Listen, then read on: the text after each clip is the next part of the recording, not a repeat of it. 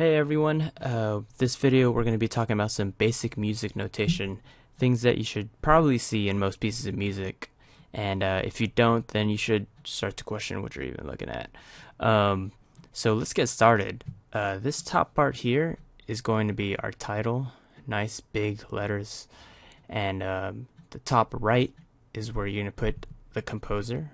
You can put your name there, and this top left part, this is where our tempo is going to go. And the tempo can be expressed in various ways.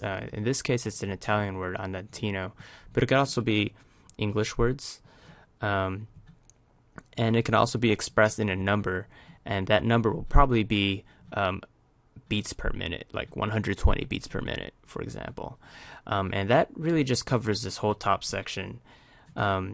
And this piece of music, and I can already tell it's written for piano, not just because it says piano there, but there are actually two distinct parts running through this whole thing.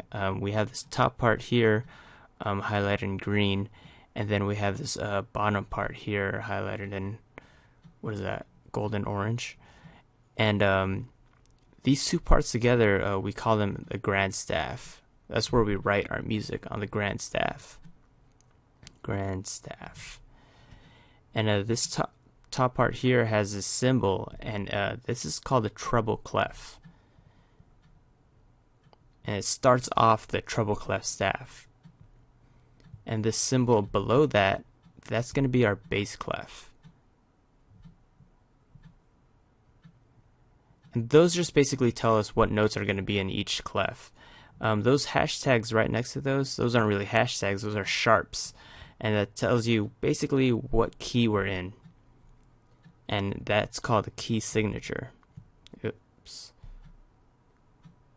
Make that nicer, key signature. And next to the key signature, we put a time signature. Time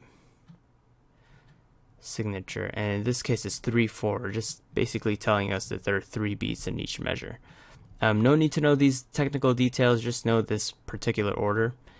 And at the end of the piece of music, we need to let the reader know that, we're ending the piece of music. So we put a thin and thick line to represent and signify that this is the end of the piece of music. There's nothing else. No need to flip the page.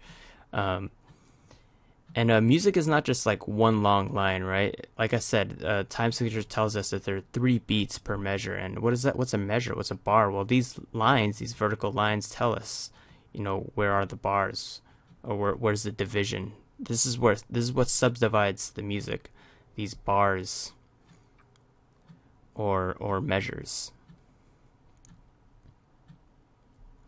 And we actually can number these. We don't really want to count this first one, but we count these 1, 2, 3, 4, 5, 6, 7, and we have our 8th bar starting this second line. And that's pretty typical to put an 8 right there, just to let the reader know where the numbered bars are. Because if I said, hey, let's start at bar 10, well, we don't have to count all the numbers. We could just say, hey, 2 bars away from bar 8 is bar 10. And let's actually finish off by just listening to this beautiful piece of music by Chopin.